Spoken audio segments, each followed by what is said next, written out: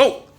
Gosh, you scared me. Sorry. I'm not used to seeing you guys twice in 1 week, but hey, welcome back to Matt's Minutes for this second episode this week. Yay, it's part 2! Sorry, I'm still used to the whole part 2 thing, so it's going to take me a little bit to adjust. But hey, today we are going to be continuing our episode on Pokemon. So, do you have a minute to talk about Pokemon?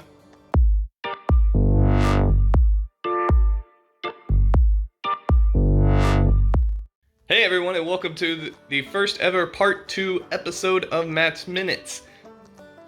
Today, I'm going to be taking 10 Pokemon that would have made the list, but for reasons we'll discuss today, didn't. There were more than 10, but I really just wanted to focus on 10 so this video isn't too long. So, let's go ahead and get into it. Coming in at number 10, we have Zatu. I apologize if I'm not pronouncing that right. But I've always loved this Pokemon and it's a really cool design. But the reason that it didn't make the list is because it says that one eye sees the past and one eye sees the future. So it's looking at both the past and present at the same time, and for the most part it doesn't move. Number 1, that's creepy.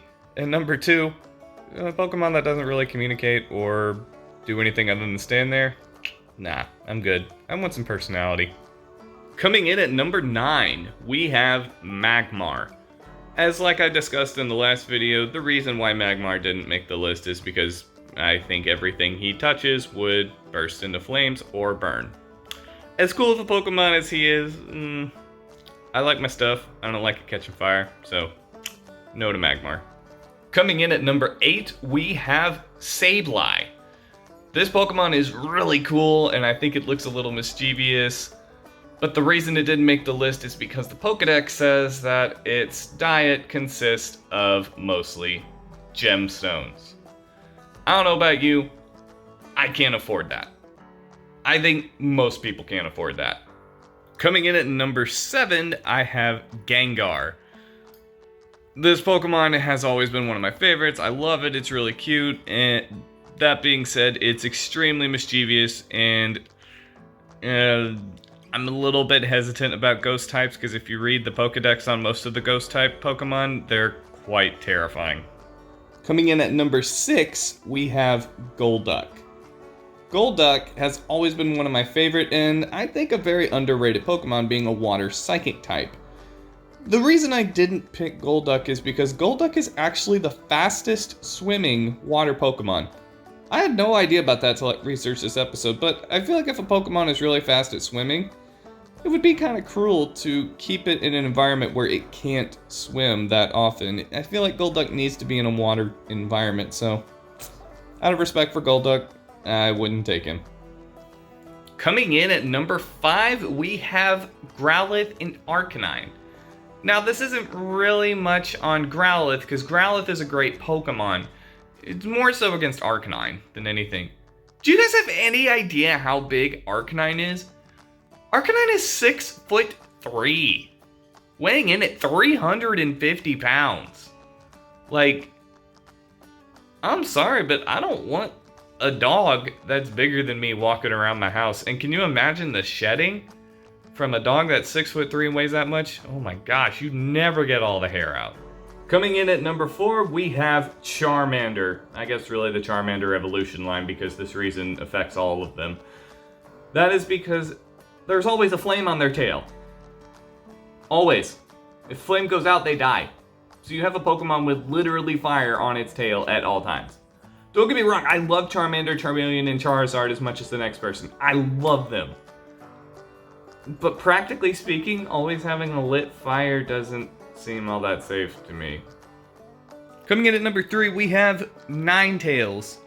I love Ninetales, both its Alolan form and its regular form. The problem is, in both versions of the Pokedex, I get the sense that Ninetales is a pretty vengeful Pokemon. Not that I plan on being mean to it, it just seems like, you know, from the Pokedex it's saying if you wrong Ninetales once, it holds a grudge against you for like 1,000 years, and it has a bunch of magical powers that aren't really all that known living in its Ninetales. No thanks, I'm good. Almost done. Coming in at number 2, we have Stoutland. I love this Pokemon. You can ride this Pokemon. It's a very loyal Pokemon and great with people. The only downside is it has a lot of hair, so it will shed a lot.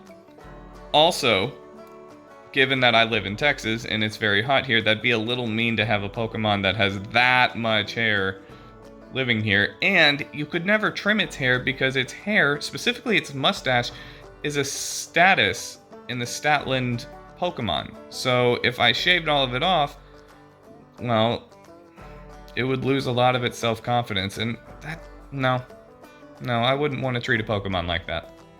And finally, at number 1, the Pokemon that devastated me, and I tried so long to get this Pokemon on this list, but I just couldn't. Crobat. I have loved Crobat for years. He can fly really fast. You can actually ride a Crobat. I did my research. You can ride Crobat. That's amazing.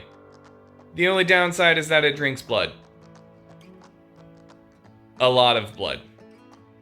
Like, if it doesn't drink blood often, it collapses and gets sick and can't fly. Now it does specify that it can drink animal and human, and it says also that it is so fast that the Pokemon or person doesn't know they've been bit, but still, I would not want that hanging over me that, oh, my Pokemon is happy and loved because it just flew out and drank someone's blood. Nah, I don't want that on my conscience. And there you have it, folks. The top 10 Pokemon that did not make the list for reasons we discussed in this video.